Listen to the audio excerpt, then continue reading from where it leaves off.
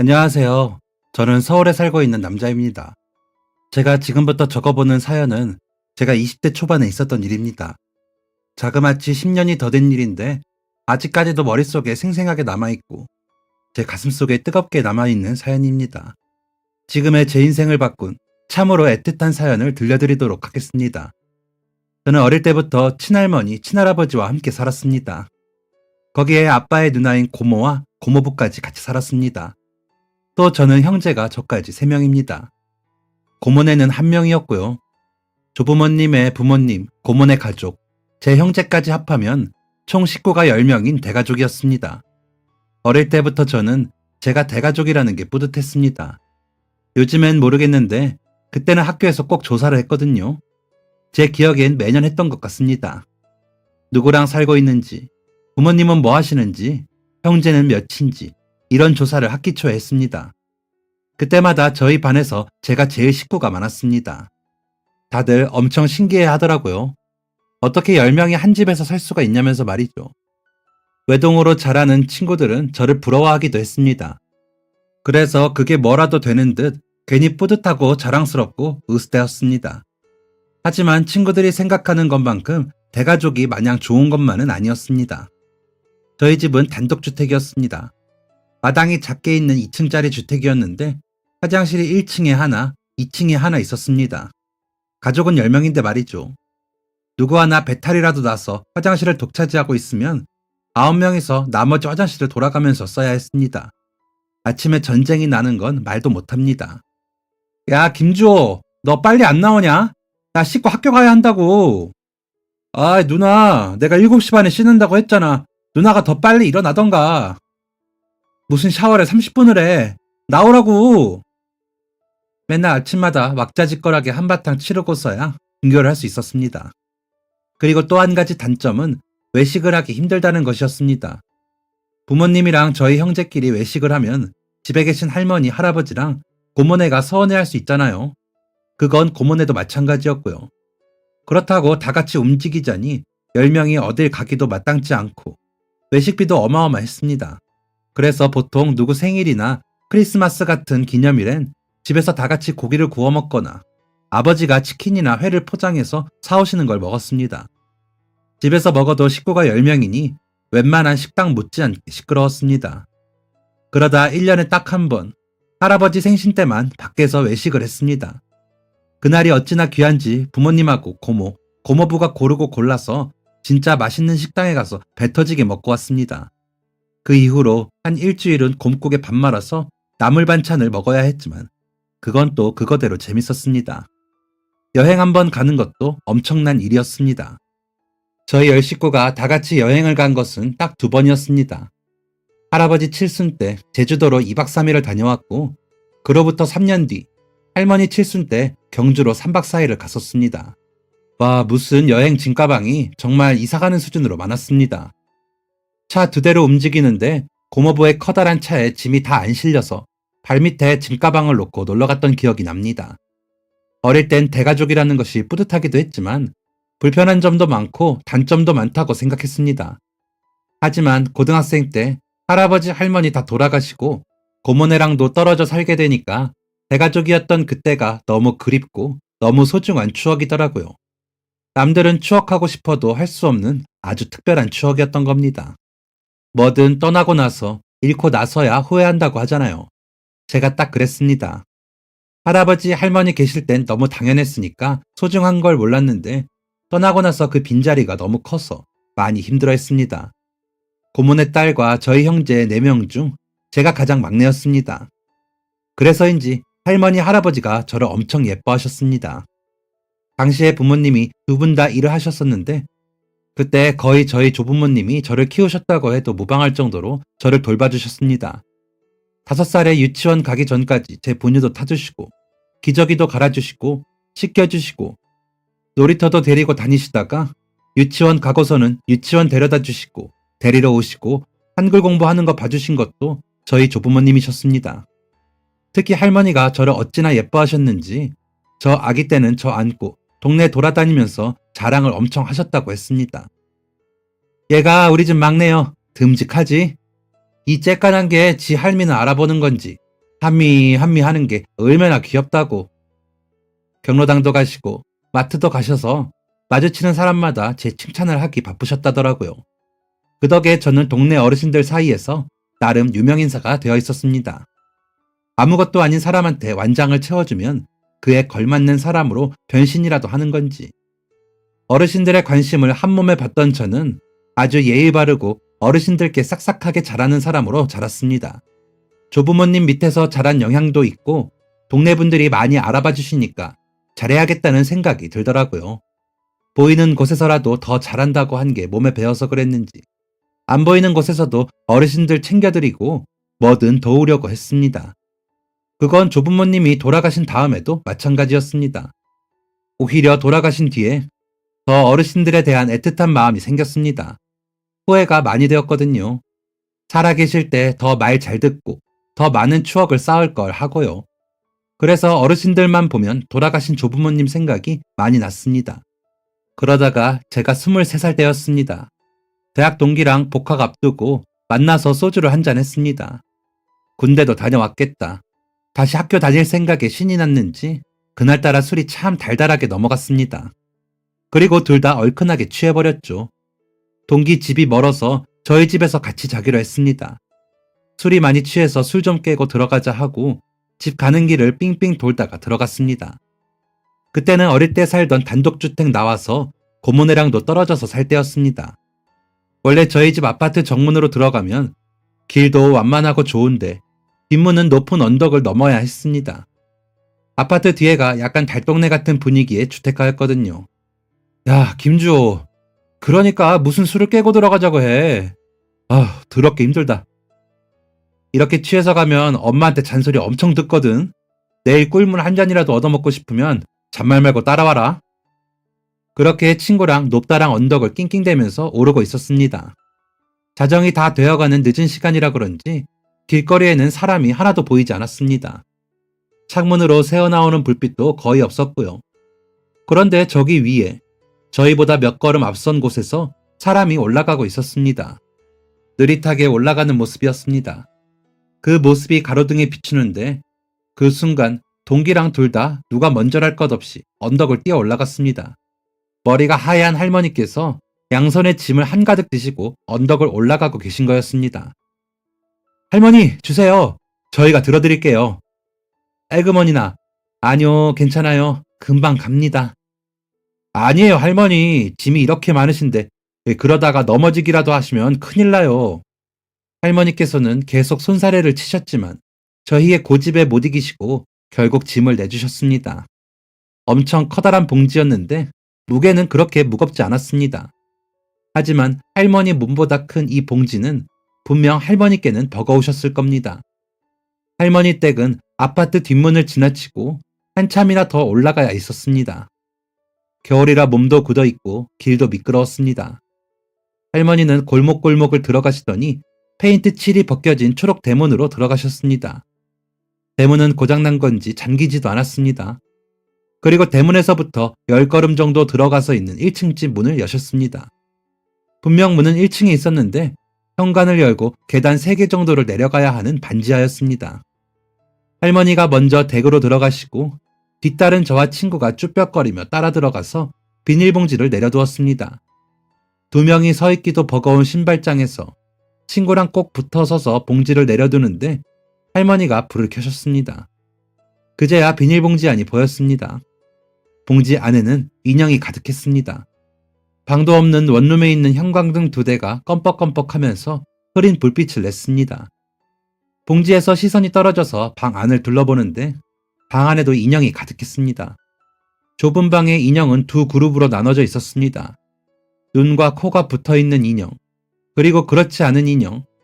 할머니는 인형에 눈과 코를 붙이는 부업을 하고 계신 것 같았습니다. 춥죠? 이걸 어째. 보일러가 안 돼서.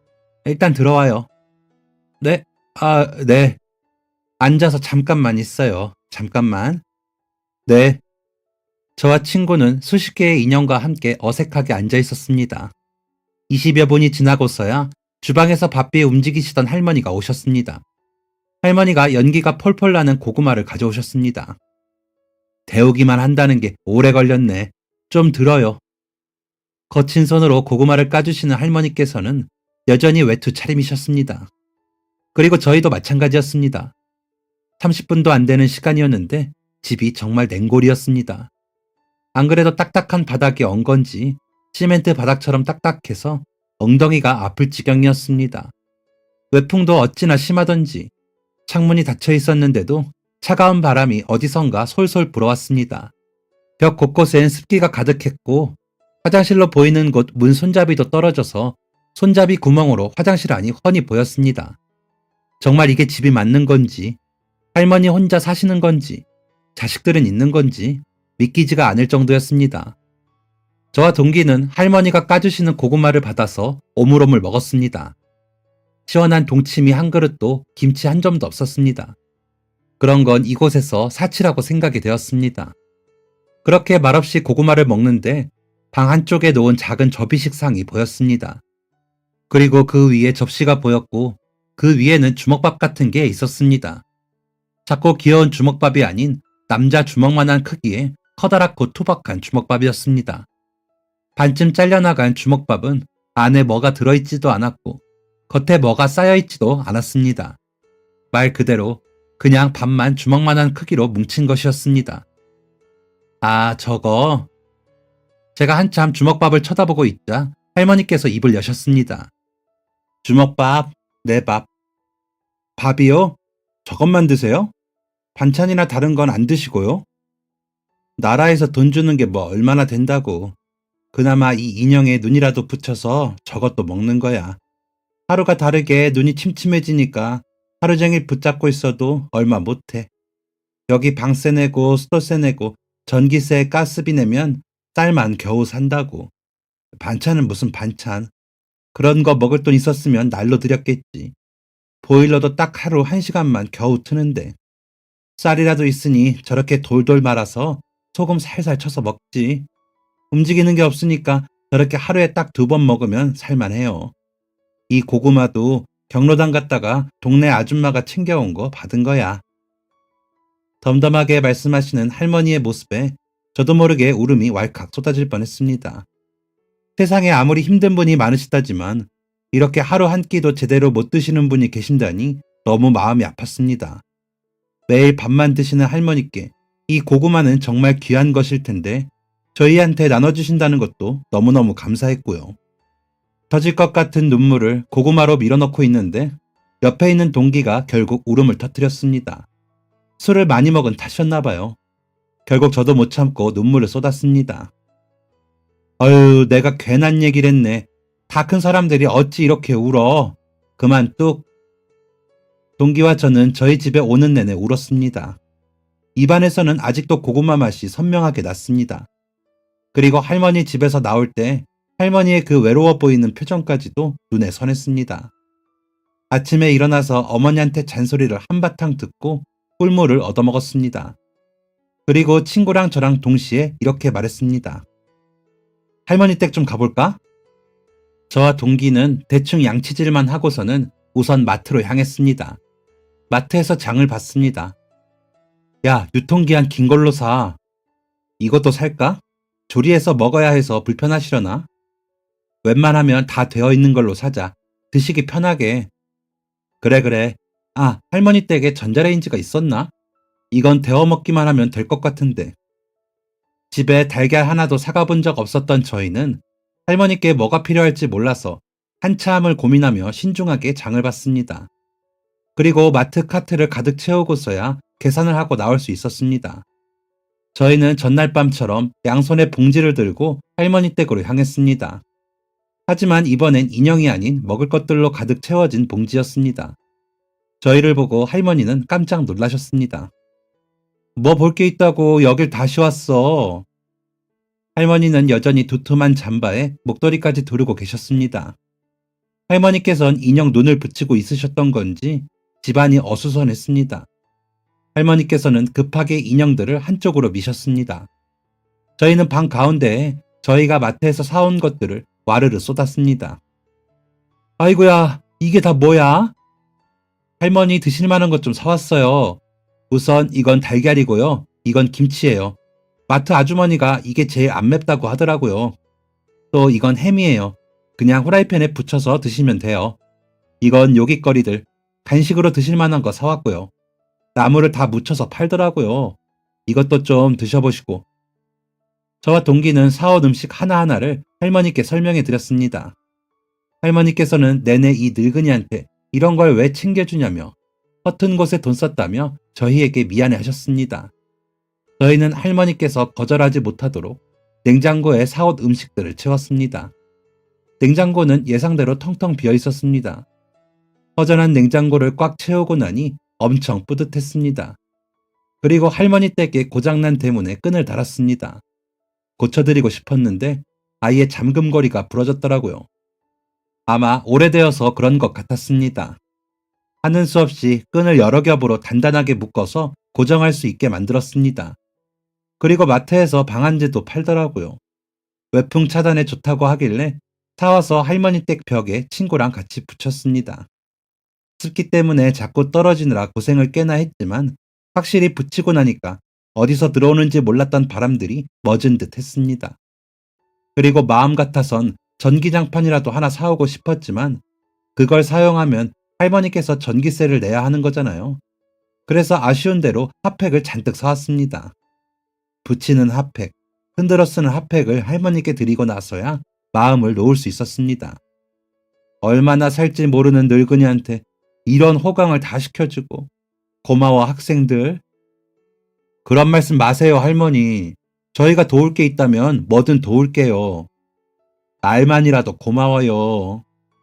또 오겠습니다 할머니. 전날의 씁쓸한 웃음이 아닌 진심 어린 할머니의 미소를 보니 기분이 좋았습니다. 돌아가신 조부모님 생각도 나기도 했고요. 동기 녀석은 집으로 가고 저도 제 집으로 갔습니다. 그리고 부모님께도 이 사실을 말씀드렸죠. 어머, 잘했다, 주호야. 정말 잘했어. 그런데 요즘엔 혼자 사시는 어르신들 양로원 같은 곳도 들어가시고 하던데 그런 것도 알아보셨대? 그것까진 모르겠어요. 안 여쭤봤는데 나라에서 돈 조금 나온다고 하시긴 하더라고요. 무료 양로원도 잘 되어 있다던데 엄마가 한번 가볼까? 그래 주실 수 있어요? 그래, 엄마가 내일 복지관 가서 물어보고 할머니 댁 가볼게. 네, 같이 가요, 엄마. 저는 다음날 어머니와 함께 집 근처에 있는 복지센터에 가봤습니다. 센터에서 동사무소에 전화해서 어르신들 무료 양로원 정보를 물어보셨고 나이와 대상 자격이 갖춰지면 들어갈 수 있다고 했습니다. 그리고 저와 어머니는 곧장 할머니 댁으로 갔습니다. 어머니께서는 말로만 들었던 할머니 댁을 실제로 눈에 담고 큰 충격을 받으셨습니다.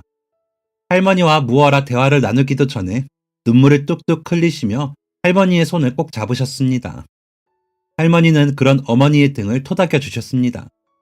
어머니가 도와주셔서 알아보니까 할머니 연세도 그렇고 보호 대상자 기준도 그렇고 무료 양로원에 충분히 들어가실 수 있는 요건이 갖춰지셨더라고요.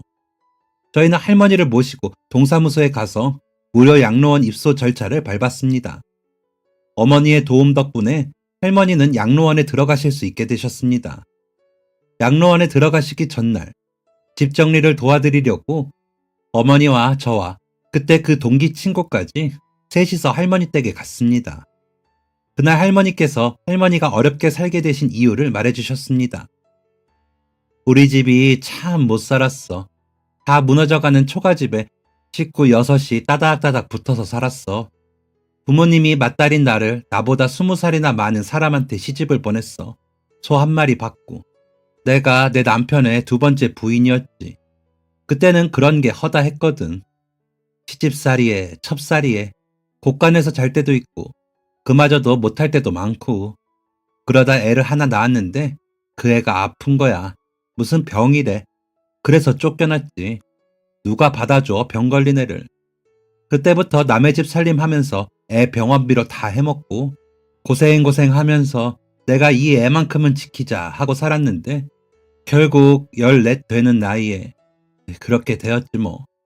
그때부터 또 이 집 저 집 옮겨다니면서 그냥 살아있으니까 사는 대로 그러고 산 거야. 어머니와 저 친구 중 누구 하나 쉽게 입을 떼지 못했습니다. 아무리 노력해봐도 할머니가 얼마나 많은 고생을 하셨을지 가늠이 되지 않았습니다. 침묵을 깬 것은 할머니셨습니다.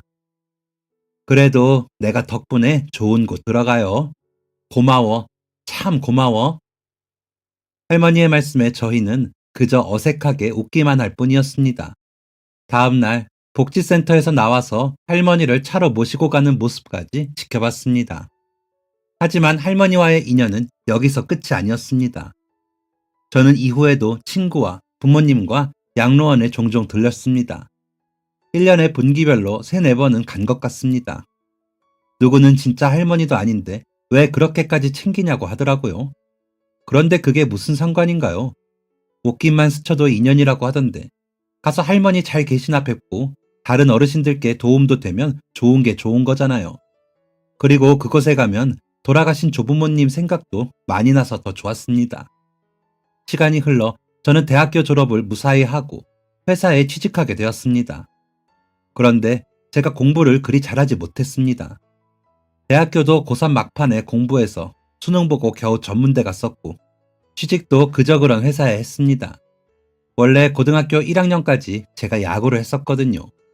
그래서 당연히 야구 선수가 될 줄 알았는데 부상당하고 잘 안 풀리면서 그만두고 아무것도 안 하고 미래에 대해서 방황을 하다가 뒤늦게 공부를 했던 거였습니다. 비록 회사는 알아주지 않는 작은 회사였지만 그래도 괜찮았습니다. 어디서든 열심히 하면 된다고 믿고 있었으니까요. 회사 업무는 정말 잠자는 시간이 부족할 정도로 많았습니다. 매일 아침 9시에 출근을 해서 7시에 퇴근을 하는 거였는데 아무도 그렇게 일하지 않았습니다. 아니, 저 같은 말단 사원들은 그렇게 일을 못했습니다. 상사들이 오기 전인 8시에 출근을 했습니다. 누가 그러라고 한 건 아니었습니다. 하지만 말만 그렇게 안 했지 그런 거나 다름없었습니다. 야, 너는 막내가 되어가지고 뭐 하는 거야? 9시에 선배님들 오시면 바로 회의할 수 있게 준비해놔야 할 거 아니야? 자료 뽑아놓고 커피도 다 타놓고 해야지. 너 회사가 장난이야? 너 여기 놀러 왔니? 너 돈 안 받아? 너 그런 일 하라고 돈 주는 거야, 임마. 제가 8시 50분에 출근했다가 이런 구박을 받았습니다.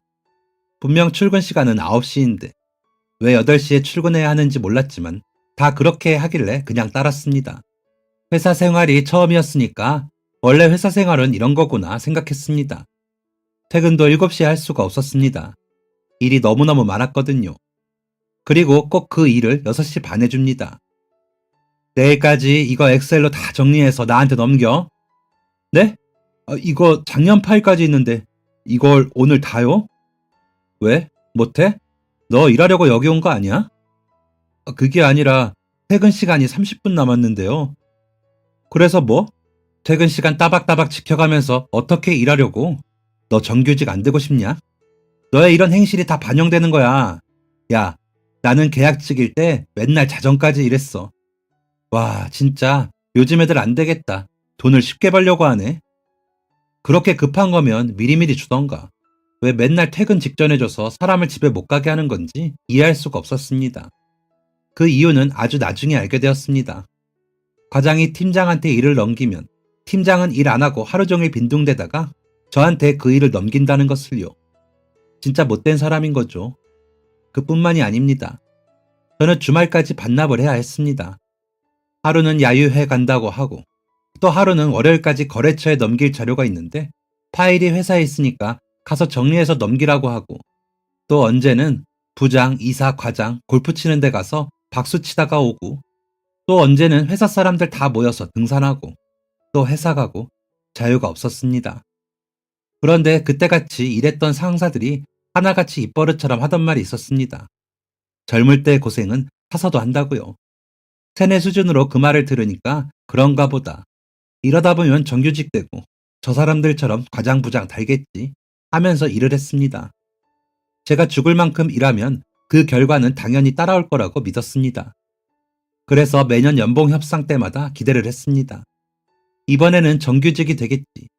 이번엔 꼭, 이번엔 무조건 하면서요. 하지만 매번 돌아오는 말은 이거였습니다. 저희도 너무 아쉬워요. 하지만 눈에 띄는 실적이 없으니 어떻게 할 수가 없네요. 정규직으로 모시고 싶은 마음은 굴뚝 같지만 대표님의 결정이 중요한 거라. 그럼 이번에 계약직으로 다시 계약을 하고 1년 더 노력해보는 건 어떨까요? 매번 계약직이었습니다. 같이 입사했던 사람 중 저만 남아있었음에도 불구하고 저는 만년 계약직일 뿐이었습니다. 퇴사한 입사 동기들이 저보고 호구라고 했습니다. 정신 차리라고. 직원들한테 이런 대우하는 회사는 여기뿐이라고 하면서요. 그때 저는 정규직 전환이 너무 절실했기에 그들이 틀리고 제가 맞다고 생각했습니다. 원래 정규직은 되기 힘든 거라고 생각하면서 1년 뒤엔 꼭 정규직을 따낼 거라면서 말이죠. 멍청한 생각이었습니다. 그 회사는 애초에 저를 정규직으로 시켜줄 생각도 없었고 그걸 떠나서도 제대로 운영되고 있는 회사가 아니었습니다. 몇 년을 이 한 몸 불사질러서 일을 했는데 어느 순간부터 월급이 나오지 않았습니다. 뭐라고? 월급 달라고? 그게 하늘 같은 부장님한테 할 소리냐? 야, 지금 너만 월급 밀린 것 같아? 다른 사람들은 제대로 받았을 것 같냐고. 지금 다 힘들어. 전부 다. 회사가 월급 안 주는 데에는 그만한 이유가 있는 거겠지. 그 푼돈 떼어먹자고 안 줬겠어? 회사가 어려운 상황이면 힘내서 회사를 일으킬 생각을 해야지. 이 자식은 지 이익만 챙기려고 드네. 부장이라는 사람이 이런 말 같지도 않은 소리를 하더라고요. 그런데 그땐 진짜 뭐에 홀렸던 건지 그냥 벌벌 떨면서 나와서 잠자코 일했습니다. 다들 월급 못 받으면서 일한다고 하니까 나도 그냥 조용히 있어야겠다. 회사를 위해서 노력해야겠다. 라고 생각했습니다. 그리고 사람들은 하나 둘 안 나오기 시작했습니다. 그때 저도 빨리 나왔어야 했습니다. 멍청하게 월급도 못 받고 6개월을 일을 했습니다. 그리고 정말 어느 날 평소처럼 똑같이 출근을 했습니다. 그런데 분명 제가 몇 년 동안 거의 매일같이 나간 사무실이었는데 난리가 나 있는 겁니다. 서류들 나뒹굴고 책상도 다 엉망이고 기분 나쁜 정막이 흐르고 있었습니다. 이게 대체 무슨 상황인가? 강도라도 든 건가 싶어서 열심히 사무실을 정리했습니다. 9시가 되기 전 다른 사람들이 출근하기 전에 얼른 정리를 했습니다. 하지만 9시가 되어도 아무도 출근하지 않았습니다. 그제서야 정신이 번쩍 들더라고요. 내가 여기서 지금 뭐하고 있는 거지? 하면서 갑자기 눈물이 나더라고요. 그냥 의식하지도 않았는데 줄줄 눈물이 흘렀습니다. 제가 너무너무 바보 같았습니다. 이런 회사에서 작게나마 무언가를 기대한 제 자신이 너무 한심했습니다. 회사는 그렇게 망했고 저는 터덜터덜 경찰서를 향했지만 소득은 없었습니다.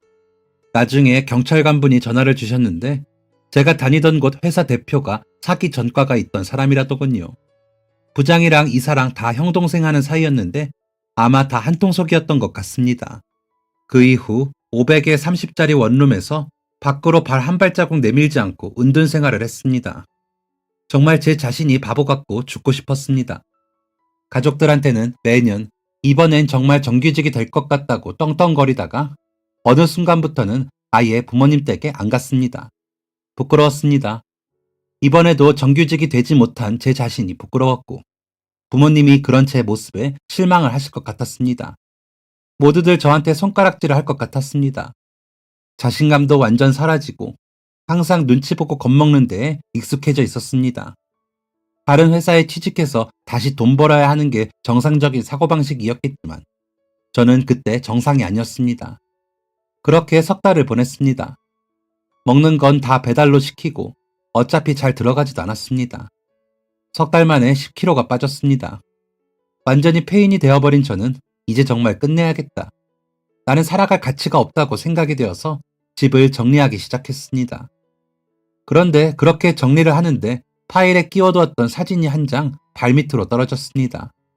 양로원에 계신 할머니와 찍은 사진이었습니다. 그 사진이 그때의 저에게는 어떤 신호처럼 여겨졌습니다. 오라는 신호요. 그래, 죽기 전에 할머니 한 번 뵙고 죽어야겠다 하고 저는 곧장 양로원으로 향했습니다.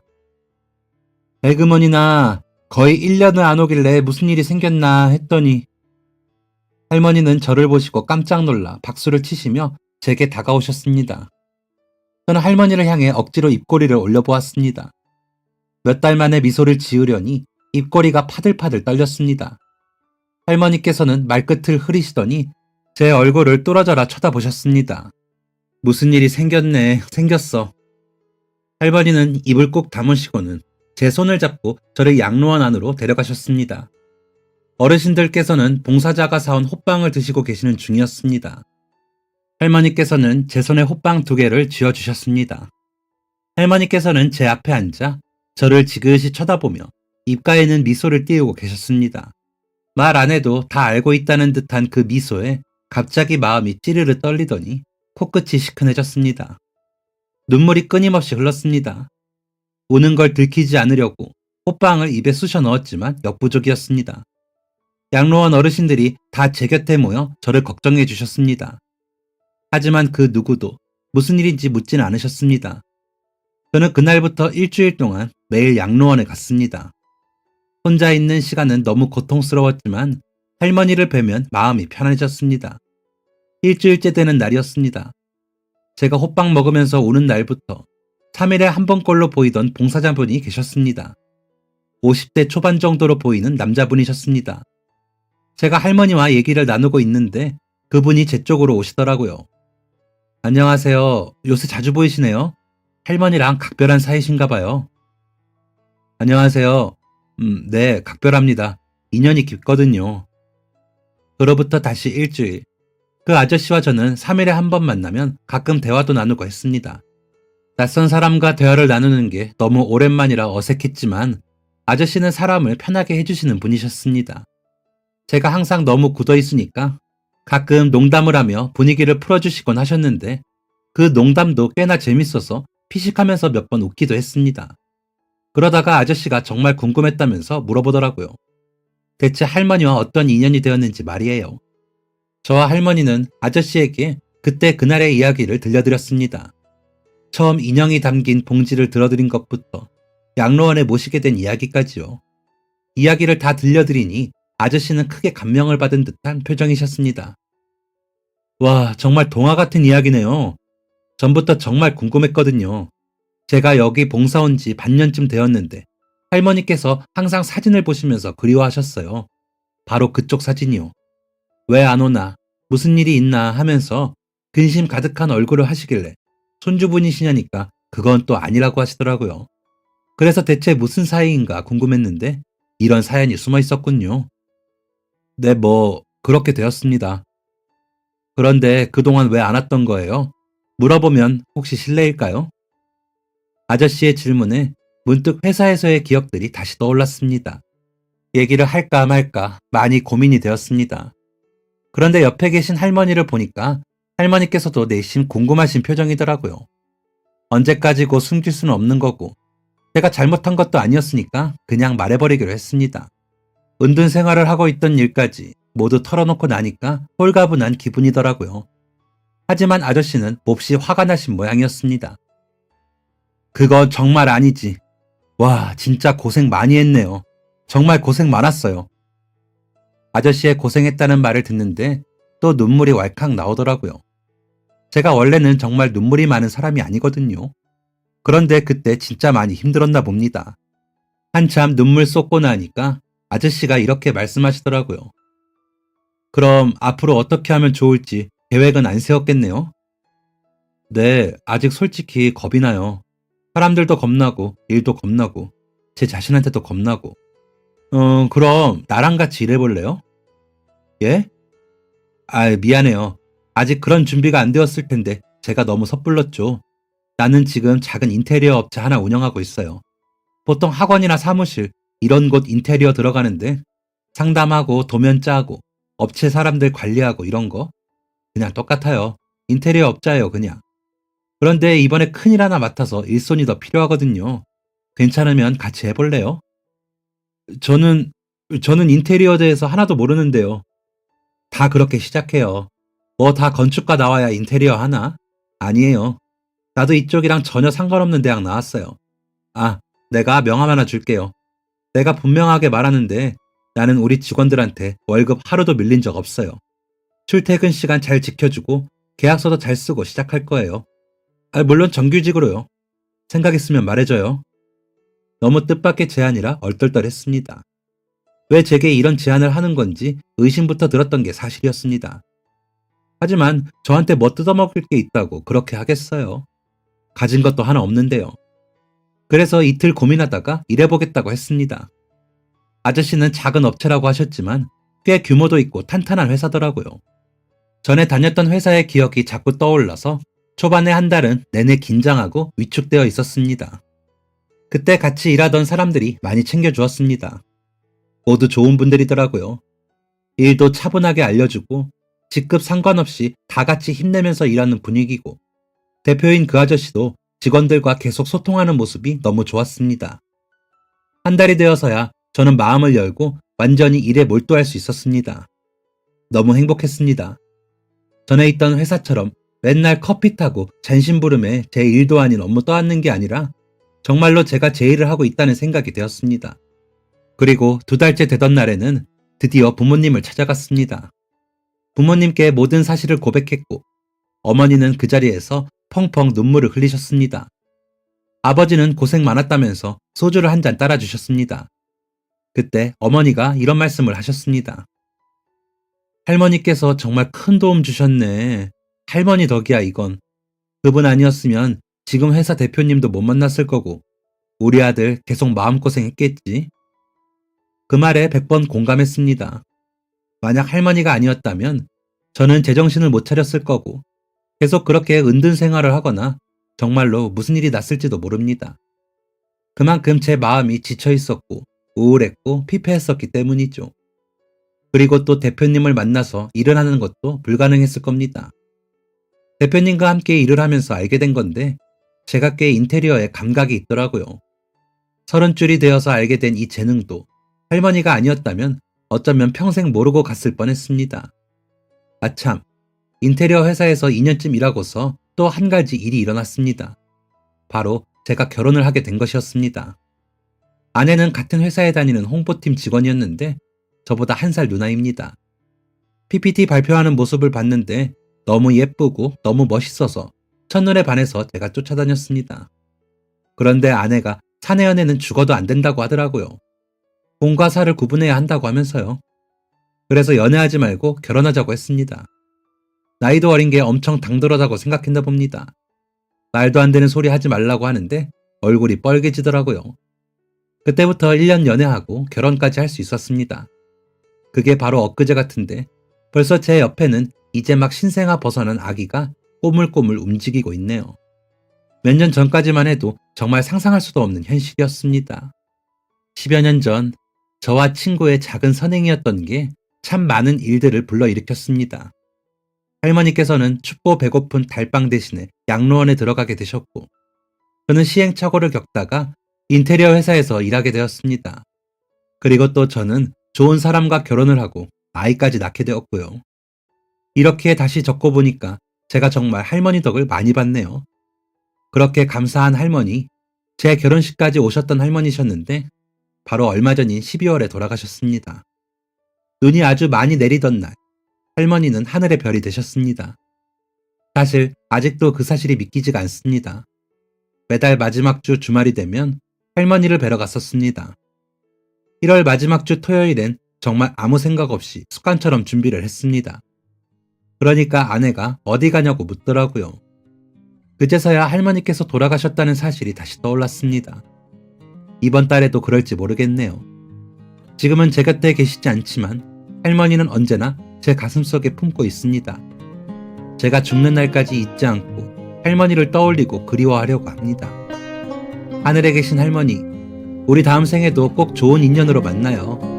그때는 따뜻한 방에서 뜨끈한 밥에 반찬도 한상 가득 차려놓고 같이 배부르게 먹어요. 그곳에서도 편안하시기를 바랄게요. 할머니, 살아계실 때 이 말을 못한 게 참 토해가 되네요. 할머니, 정말 많이 사랑합니다. 지금까지 사연 들어주셔서 정말 감사합니다. 사연이 재밌으셨다면 구독과 좋아요를 눌러주세요. 감사합니다. 안녕히 계세요.